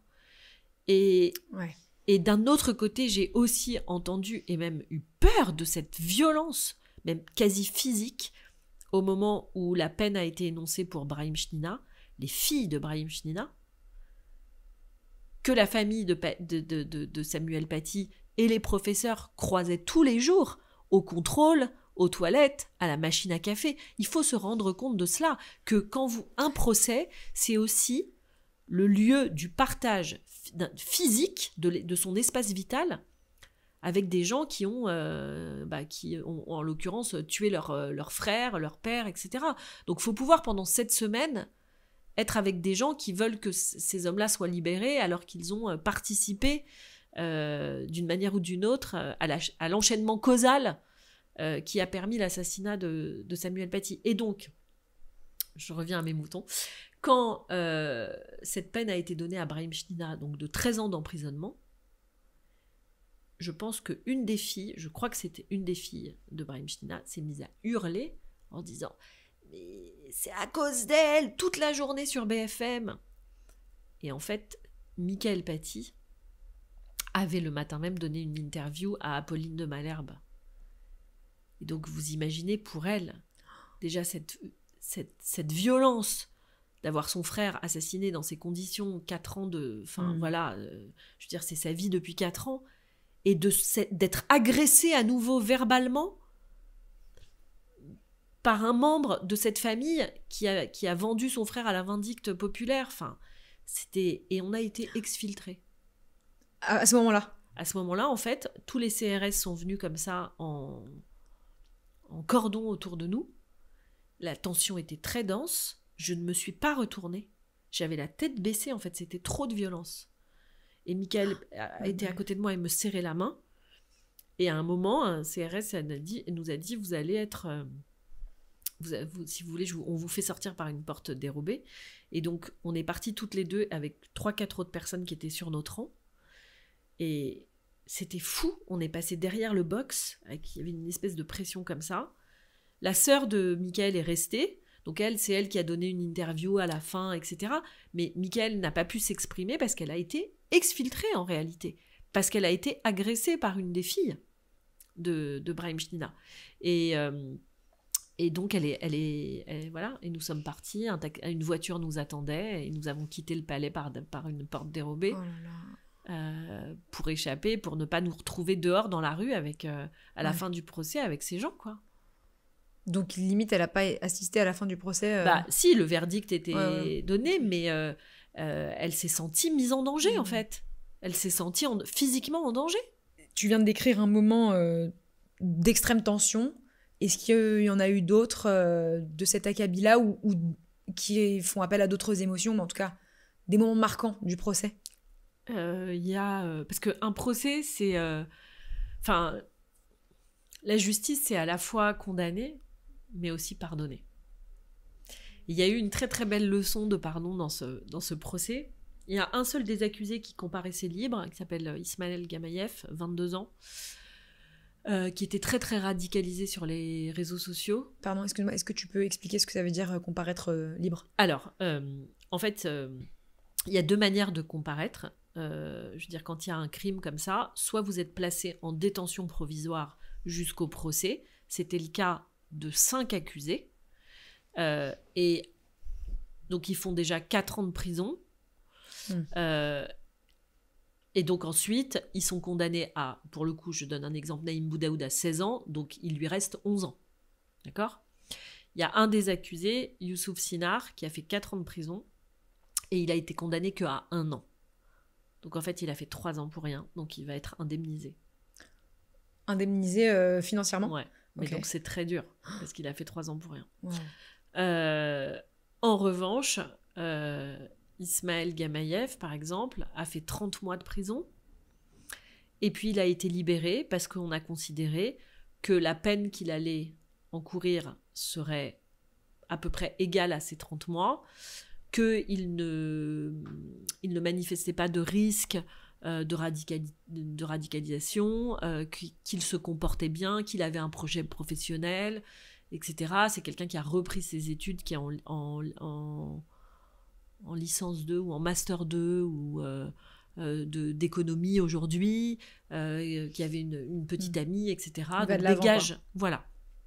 Donc on peut comparaître libre ou comparaître en détention provisoire. Ismaël Gamaïev comparaissait donc libre, il avait quand même fait 30 mois de prison, et c'est le seul des accusés à avoir reconnu les faits qui lui étaient reprochés. Au début, quand s'ouvre le procès, le président demande aux accusés, reconnaissez-vous les faits qui vous sont reprochés ou non. Et ça a été le seul à dire oui. Et donc il a dit oui, par mon comportement sur les réseaux sociaux, j'ai conforté Anzorov dans son passage à l'acte. C'est-à-dire l'encourager Voilà, en fait, alors lui, c'est un Tchétchène qui s'est radicalisé aussi sur les réseaux sociaux en vraiment 2 mois, de manière, l'été, le temps d'un été, l'été 2020. Ils ont appartenu à un groupe Snapchat qui s'appelait Étudiants en médecine, qui était monté par un troisième individu qui comparaissait aussi librement, qui s'appelait Luc Maringar, qui venait de La Réunion. Ils avaient tous 18 ans à l'époque. Et en fait, il a nourri Anzorov en publiant des vidéos et des choses comme ça. Et surtout, Anzorov, juste avant de passer à l'acte, leur a écrit en leur disant « J'ai une épreuve, est-ce que vous pouvez faire des douas pour moi ? Est-ce que vous pouvez faire la shahada pour moi ?» etc. Et ils ont répondu à cet appel. Et la Cour a considéré que, eu égard à leur niveau de radicalité et au fait que ce groupe Snapchat servait à échanger du contenu djihadiste et surtout à échanger un projet d'aller sur zone pour combattre, faisait qu'ils savaient qu'il y avait un passage à l'acte. Donc ils ont été déclarés coupables d'association de malfaiteurs terroristes. Pour avoir pas juste, mais pour avoir eu une relation virtuelle, en fait. Bien sûr. Donc c'est intéressant aussi parce que c'est un procès qui raconte l'époque. Ouais. En réalité, ce que dit aussi ce procès et ce que dit ce procès à la jeunesse, c'est Twitter, Snapchat et tout. En fait, c'est pas virtuel. Ce que vous écrivez là, ça existe, ça a du poids, ça a du sens et ça a des conséquences. Et en l'occurrence, d'être condamné pour association de malfaiteurs terroristes. Il encourait 30 ans. Donc, il arrive à la barre. Il dit « je reconnais », etc. Donc, il y a toujours l'audition de l'accusé, les questions du président, éventuellement des assesseurs, des avocats généraux, du parquet, c'est-à-dire qui représentent le ministère public, l'État, les questions des avocats des parties civiles et de la défense. Au moment de la défense, des questions de la défense, l'avocate des parents de Samuel Paty et de Gaël Paty prend la parole et dit « Monsieur Gamaïev, est-ce que vous vous rendez compte de l'impact pour la famille du fait que vous reconnaissiez votre culpabilité ?» Ma cliente, la sœur de Samuel Paty, je l'ai regardée au moment où vous avez reconnu les faits, verser une larme. Et là, il a 22 ans et il fond en sanglots. Wow. Et en fait, ce moment, au tout début du procès, la première semaine, a donné le là. Et j'en ai fait aussi un article sur notre capacité à pardonner, parce qu'en réalité, ce gamin de 18 ans est allé très loin. Il a partagé la tête décapitée, la photo de la tête décapitée de Samuel Paty. Il n'a pas condamné cet acte. Et il a expliqué à la cour que ce qu'il avait déradicalisé, c'était pas l'acte terroriste. Ce qu'il avait déradicalisé, c'est son entrée en prison et le fait d'avoir coupé avec les réseaux sociaux. Ah, waouh, c'est énorme. Et c'est énorme. Et il dit, en fait, je ne pouvais pas condamner l'acte terroriste. J'étais ambiguë. Pas parce que je trouvais ça bien, mais parce qu'en fait, je considérais trop Anzorov comme un frère dans cette logique de radicalisation. Et donc, il nous a donné des clés de lecture, même pour les autres, pour le terrorisme en général. Bien il a sûr. donné à la cour des éléments d'instruction. Et en réalité, tout au long du procès, à chaque fois que les intervenants, les avocats, s'adressaient à Ismaël Gamaïev, en préambule, il disait j'ai bien pris en compte que vous regrettiez, que vous aviez fait un chemin, que vous reconnaissiez, et c'est très important, etc. Et je me suis dit, en les écoutant tous, ça me bouleversait totalement, parce que je me disais, ils se sentent obligés de dire ça, pas pour Ismaël Gamaïev, mais pour eux-mêmes, pour notre capacité à pardonner. Parce que c'est ça aussi la justice. C'est être capable de se dire, ok, ce môme, à 18 ans, il a fait ça. Il était complètement radicalisé. Mais en fait, il nous donne des gages suffisants pour qu'on puisse se dire que non, on n'est pas foutu à 18 ans et qu'il y a une vie possible après et qu'il a fait ce travail-là et que quand un être fait ce travail-là de rédemption, on doit être capable de l'accompagner, etc., etc. Sinon, la justice n'a pas de sens, en fait. Ouais, c'est vrai. Et ça, c'était aussi un des moments hyper forts. Et ce qui était très fort, c'est que le dernier soir, au moment du verdict, Michael est allé le voir et elle lui a dit « Fais quelque chose dans ta vie pour Samuel ». Waouh. Mais moi, j'ai passé mon temps à pleurer. Ouais. Bah ouais, carrément, Ouais. c'est fou. Ouais. J'ai beaucoup pleuré en ce procès. Mais moi, je suis une madeleine, je pleure tout le temps, mais voilà, j'ai beaucoup d'émotions. Ouais. À côté de ça, dans cette djihadosphère aussi, mais qui n'appartient pas au groupe WhatsApp, au groupe Snapchat, pardon, il y a cette figure assez particulière de Priscilla Mangel. C'est la seule femme de ce procès. Elle comparaît libre. Elle est renvoyée pour association de malfaiteurs terroristes, mais en fait, les juges vont requalifier sa peine. Elle va prendre 3 ans pour provocation au terrorisme. En réalité, Priscilla Mangel, c'est une convertie à l'âge de 16 ans. Elle va se mettre en couple avec quelqu'un qu'elle rencontre au lycée, qui va lui faire 2 enfants, l'emmener en Algérie, où ils ont un projet d'ouvrir un restaurant. En fait, elle se rend compte qu'en Algérie, il lui propose la polygamie et de l'enfermer chez elle, et avec sa famille, etc. Et en fait, elle est trop jalouse, donc elle ne supporte pas cette polygamie, donc elle décide de rentrer en France. Elle rentre en France en novembre 2015.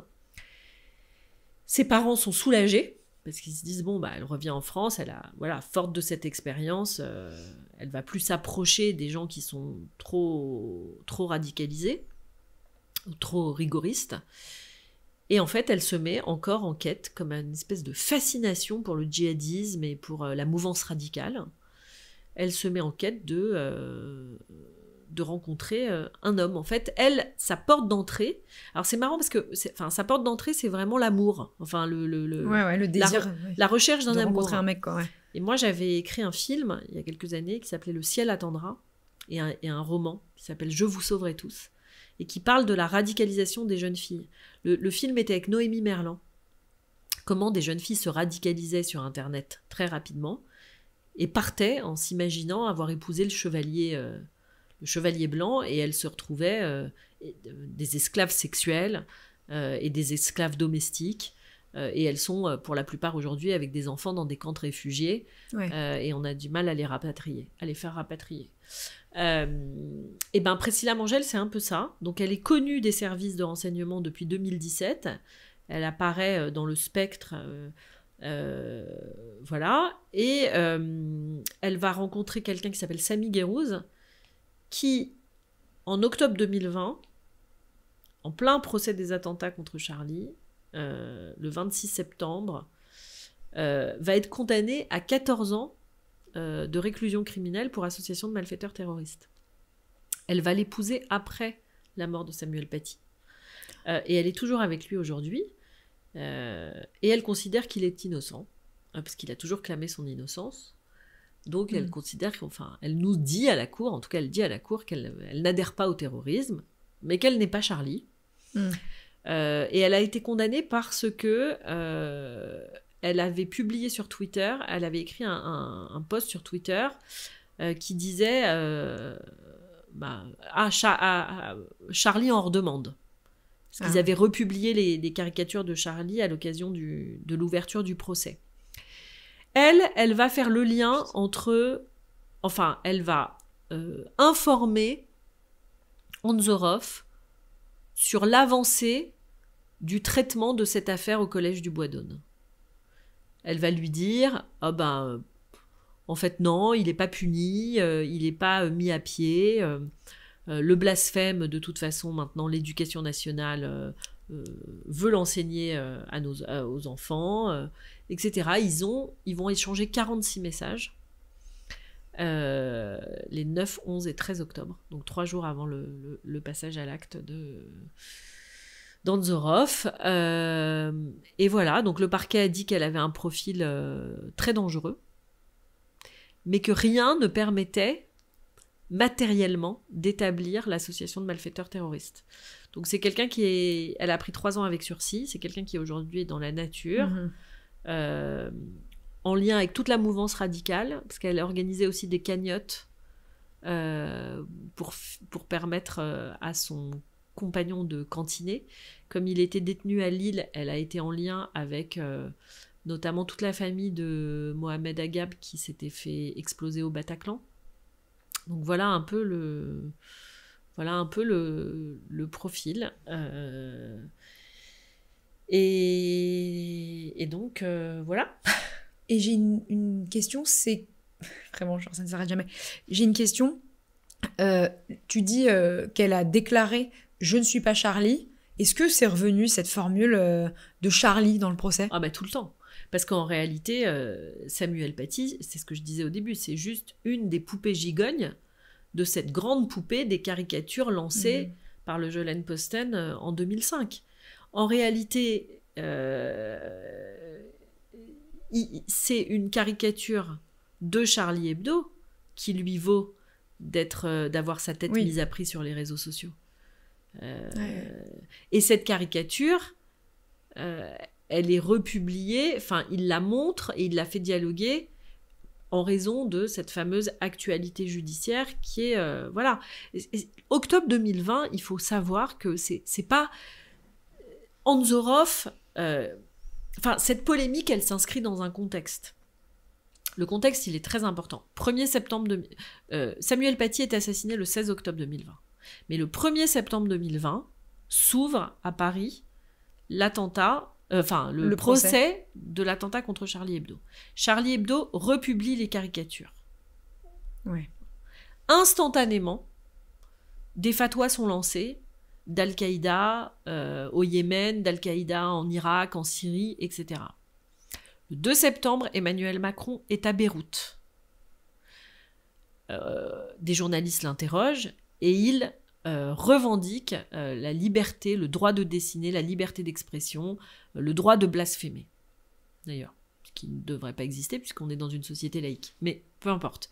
Donc, il défend le journal satirique. IR de la Turquie. IR de tous les gouvernements qui lancent des appels à se rebeller et des appels à l'action physique, à tuer. Le Pakistan lance une fatwa sur les dessinateurs. Donc ça, c'est tout le courant septembre. 26 septembre, un jeune Pakistanais va attaquer à la feuille de boucher 2 journalistes, rue Nicolas Appert, qui était la rue des anciens locaux de Charlie Hebdo. C'est aussi pour ça qu'au collège, il va y avoir une peur panique, parce que tout le monde suit l'actualité. On est en plein procès. Le 2 octobre, donc il y a le 1er septembre, l'ouverture du procès. Le 2 septembre, le discours de Macron à Beyrouth. Le 9, 11, 13 septembre, les fatwas au Yémen, au Pakistan, etc. Le 26, l'attentat de la rue Nicolas Appert avec 2 journalistes en urgence absolue. On est le 26 septembre. Le 2 octobre, discours au Mureau d'Emmanuel Macron sur le séparatisme. Il y a l'islamisme, et il y a l'islam, mais il y a l'islamisme, et il faut taper sur l'islamisme parce que c'est un totalitarisme. Le 5 octobre, il y a le cours. Un militant islamiste comme Abdelhakim Sifrioui, il ne peut pas ignorer ce contexte.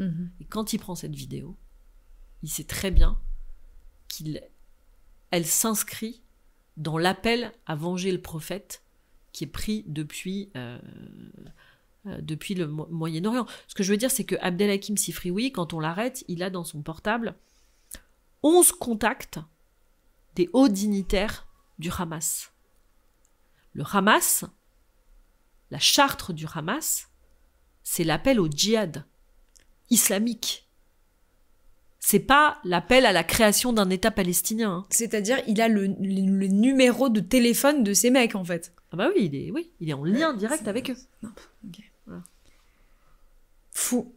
Et dans ce que tu dis, je te garde encore un petit peu là, voilà, je pense qu'on reste encore 10 minutes. Ouais. Tu dis que ce procès raconte l'époque, je suis tout à fait d'accord. Quelle place a l'antisémitisme dans ce procès? Parce que je sais qu'il y a énormément de liens. Il y a d'abord les liens avec le Hamas, mais tu m'avais aussi raconté en off que les parents de Samuel Paty voulaient demander aux accusés si le fait que le prénom de leur fils, qui est Samuel, était une raison, Samuel étant un prénom juif, était une raison en fait, au passage à l'acte. L'antisémitisme était très très présent dans ce procès, notamment dans la personnalité d'Abdelhakim Sifrioui. Cet antisémitisme, il a été souligné par énormément d'intervenants, notamment des responsables religieux musulmans, qui ont dit que régulièrement, Abdelhakim Sifrioui, pour pas les traiter de sales juifs, les traiter de sales sionistes, mais alors qu'ils étaient musulmans, hein, voilà, dans toutes ses actions, enfin, dès que quelqu'un lui plaisait pas, il le traitait de sale sioniste. Notamment sa propre fille. Sa propre fille, Fidae, ne s'est pas présentée à l'audience. Elle a présenté un certificat médical, mais elle a fait une déposition qui a été lue à l'audience, où elle dit que l'engagement palestinien de son père est moins un engagement pour la cause palestinienne que contre les juifs, qu'il l'a traitée de juive elle-même. Voilà, il jugeait qu'elle n'exerçait pas assez la religion. Exact. Enfin voilà, c'était une insulte assez classique de la traiter de juive. A été retrouvée une photo de leur collectif d'une manifestation improvisée devant le Sénat en 2012, où sa compagne Ikram Oumada, qui était dans le public au procès, a été identifiée sur cette photo devant une banderole « Hitler aurait été fier de vous ». Donc quand on lui demande si ça a une dimension quand même antisémite, cette banderole, si elle considère que c'est antisémite, elle dit « je sais pas, non, c'était pas notre banderole ». On lui dit « Vous avez quand même publié cette photo sur le site du collectif ». C'est une façon de valider quand même ce propos. « Ah non, pas du tout, on l'a publié sur le site de notre collectif parce que c'est une de nos actions, mais… c'est vraiment… Elle est passée à la barre ? C'est dans le cadre du procès qu'elle dit ça ? Oui, elle a été auditionnée. C'est ouf. Et donc, c'est vraiment foutre de la gueule du monde. Peu importe, en tout cas, cet antisémitisme obsessionnel de Sifrioui, il a été démontré par tous les témoins. Mais à tel point qu'il y a une question qu'on se pose, qu'on n'a pas réussi à laquelle on n'a pas vraiment réussi à répondre, c'est pourquoi Abdelhakim Sifrioui s'acharne. Pourquoi il fait une vidéo le 11 octobre ? Parce qu'en réalité, c'est quelqu'un qui connaît très bien le droit, c'est quelqu'un qui fait très attention à ce qu'il fait. D'ailleurs, quand il est devant le collège, avant de rencontrer la principale, il appelle son avocat.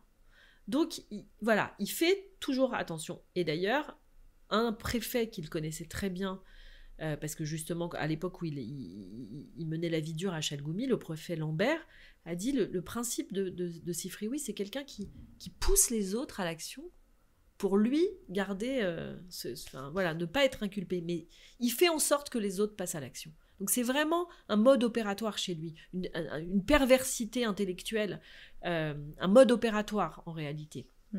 Et c'est très étrange, alors même que la vidéo du père, Shnina, est sortie le 8, que le 8 dans l'après-midi, Shnina l'appelle en lui disant « J'ai reçu un appel du rectorat qui dit qu'ils prennent très au sérieux cette affaire, qu'ils vont diligenter 2 inspecteurs, et que s'il y a vraiment une discrimination, Samuel Paty va être puni. Donc on attend la réponse du rectorat. Donc, oui, ça devrait être suffisant à ce moment-là. Donc on attend la réponse, ok ? En attendant, il l'envoie au commissariat pour porter plainte contre Samuel Paty. Donc c'est bizarre que lui se mette en péril, si j'ose dire. Et quand on se met en péril, c'est toujours parce qu'on ne réfléchit pas avec sa tête, on réfléchit avec son ventre. Et moi, je crois profondément que Sifrioui a été dépassé quand il fait sa vidéo et qu'il la publie le 11, alors qu'il n'a aucune raison de la publier. Je pense que son ventre prend le lead sur son esprit. Et son ventre, c'est la haine des Juifs. Et je pense qu'il croit à ce moment-là que Samuel Paty est juif. Parce qu'il s'appelle Samuel. Parce qu'il s'appelle Samuel. Et pourquoi ? Et ça, c'est une découverte du procès. J'aurais jamais imaginé. Mais jamais, en fait, ça m'est même pas venu traverser l'esprit. Mais c'est les débats qui m'ont éclairé là-dessus. Notamment parce que j'apprends, par exemple, que Sifrioui, quand il se fait arrêter, il dit que... En fait, c'est comme une rafle. Il est victime d'une rafle. Par le GIGN qui vient l'arrêter. Oukram Omada, sa compagne, elle se sent obligée en audition, en garde à vue, de dire que elle est très intéressée par Auschwitz, et vraiment, ça l'intéresse beaucoup, le sujet d'Auschwitz. Alors c'est un peu confusant, ses réponses en garde à vue.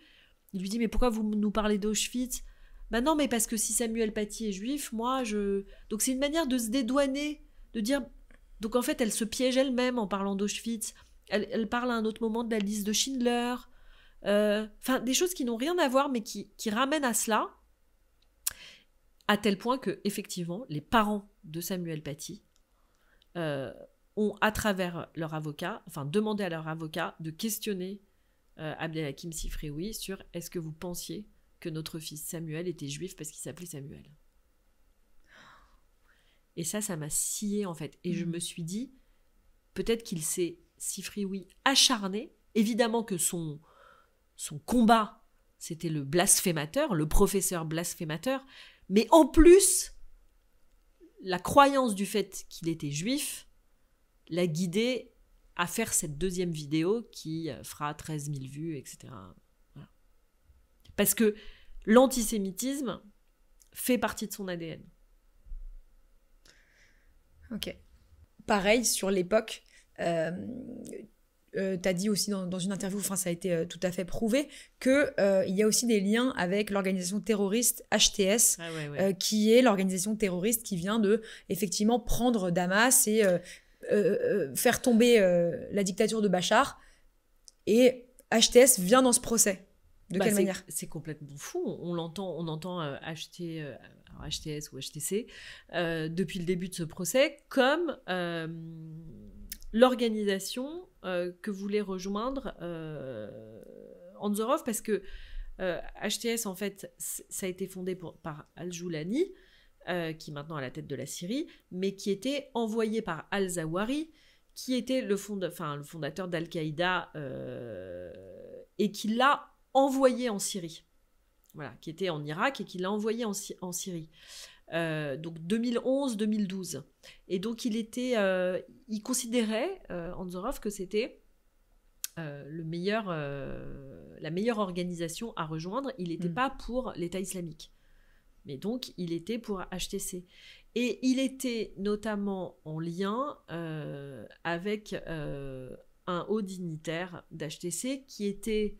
il faudrait que je me rappelle, mais à partir de 2017, au nord de la Syrie, qui avait pris à Idlib. Ouais, Idlib. Ouais. Ils étaient, voilà. Idlib, c'est l'endroit où HTC, HTS avait son fief, quoi. Depuis 2017. Voilà. Et donc, ils étaient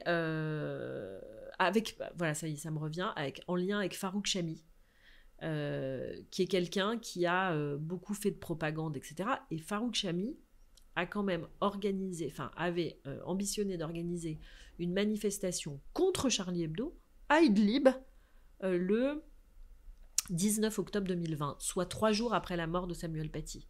Donc il était en lien constant avec des djihadistes potentiels, ou en tout cas des candidats au djihad en France, via les réseaux sociaux, via Telegram, via Twitter, etc.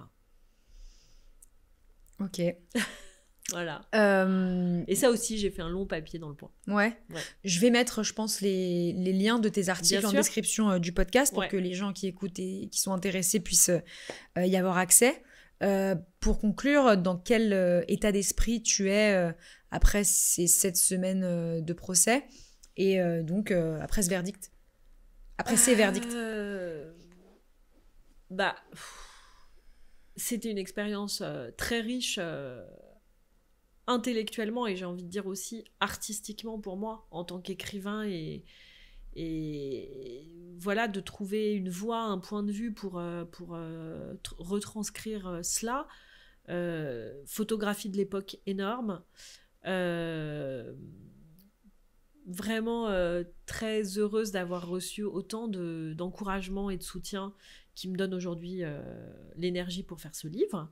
Parce que je pense que c'est important que ce grand procès soit consigné quelque part, parce qu'il en va de l'avenir de notre démocratie.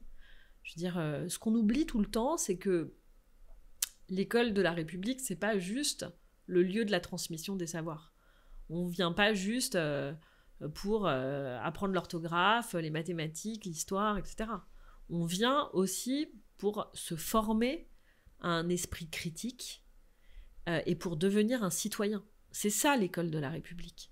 C'est un creuset pour fabriquer du commun, quelle que soit son origine, son identité, etc. Et c'est quand même une promesse d'émancipation merveilleuse, de voir autre chose que ce qu'on nous transmet à la maison. C'est cette possibilité-là, c'est cette liberté-là. Et je dis bien cette possibilité-là. On ne nous impose rien à l'école. On nous dit juste, si vous voulez choisir un chemin différent de celui qu'on vous trace dans vos familles, eh bien c'est possible. Et pour une amoureuse de la liberté comme moi, c'est absolument extraordinaire. Donc voilà, je ressors très enrichie et avec beaucoup de gratitude à l'égard d'Étienne Gernel et de Valérie Toragnan qui m'ont permis de couvrir ce procès pour Le Point, de mes éditeurs, mes éditrices en l'occurrence chez Albin, Anna Pavlovitch et Louise Danou, de Michael Paty aussi, de m'avoir offert cette place à côté d'elle dans ce procès. Elle était assez seule pour y faire face, et donc j'étais vraiment heureuse de pouvoir l'accompagner.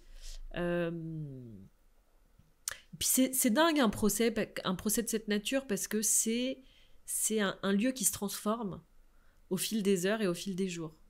C'est parfois un cabinet de psy, ça devient un cours magistral à la Sorbonne sur le soufisme ou l'islamisme, et puis tout d'un coup ça devient un cours de droit pénal sur l'association de malfaiteurs terroristes délivrée par Marc Trévidic, qui a fait de la lutte anti-terror pendant plusieurs années. C'est le témoignage d'une policière municipale qui a vu sa vie voler en éclats parce qu'elle a vu cette tête décapitée sur le trottoir et que rien ne prépare à ça, et qui se bat pour chasser cet envahissement d'images. C'est le fils de Samuel Paty, 5 ans, enfin à l'époque des faits, 9 ans, et qui est là le dernier jour du verdict et qui fixe Abdelhakim Sifrioui dans les yeux, inconscient mais juste avec toute l'insouciance de son âge, toute l'insouciance et la force aussi de son âge, en demandant à sa maman s'il va prendre beaucoup. Voilà, c'est tout ça un procès de cette nature. Donc je me sens très enrichie.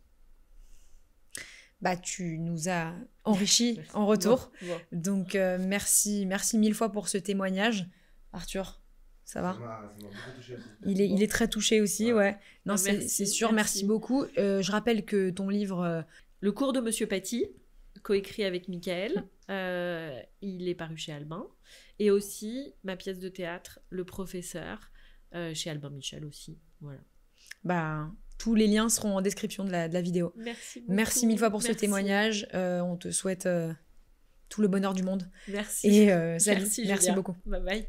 Merci à toutes et à tous d'avoir écouté mon podcast Conversation avant la fin du monde. C'était Julia Layani. Si vous avez kiffé ce podcast, n'hésitez pas à faire plusieurs choses. La première, mettez 5 étoiles. La deuxième, taguez le podcast en story. Bon, ça, vous n'êtes pas vraiment obligé, mais en vrai, ça peut grave m'aider. Enfin bon, t'as compris. Et surtout, abonnez-vous au podcast sur la plateforme que vous utilisez. Et si c'est Spotify, mettez un commentaire. Ou tout simplement, vous m'envoyez un DM sur Instagram, sur le compte Conversation avant la fin du monde ou Julia Layani, pour me faire vos petits retours parce qu'ils sont hyper précieux pour moi. Et surtout, merci à vous tous. Je vous promets de faire de mon mieux pour sortir un épisode toutes les semaines. Bisous love.